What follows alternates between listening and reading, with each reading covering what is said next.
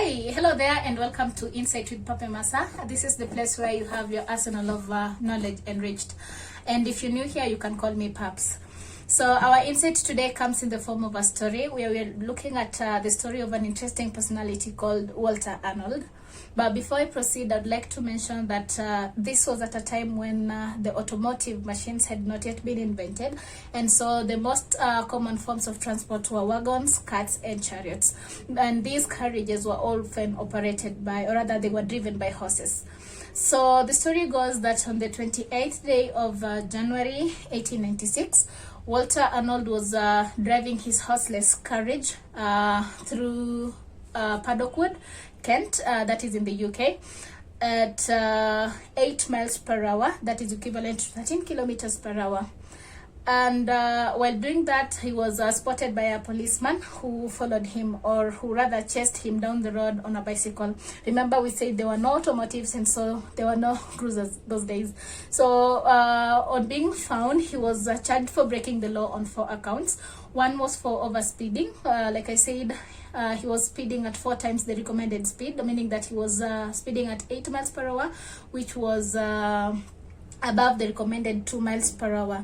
And he was also charged for failing to display his name and address on the locomotive machine. He was charged for using a locomotive machine without a horse on a public road. And lastly, he was also charged for allowing the locomotive to be operated with less than 3 people. I don't know how many people are supposed to drive a locomotive, but those were his charges. So he was presented to the local magistrate on the 30th day of January 1896, where unfortunately he was found guilty for all those offenses. So later on, he was, or rather he earned his speeding ticket.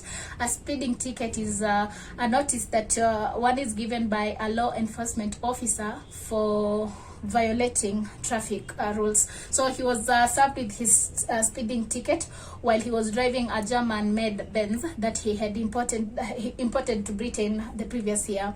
But the most interesting thing about this story is that it was later discovered that this whole thing, like, you know, being caught over speeding and everything that happened thereafter was a publicity stunt, because later on his company began marketing the Arnold motor carriage the following a few months after that, meaning that he really wanted this to happen, and somehow it served, or rather it had a positive impact on his new company, and perhaps it was a marketing strategy, who knows. So now you know. Thanks for joining me. Make sure you like, subscribe, share, and till next time, this is Paps logging out. Bye for now.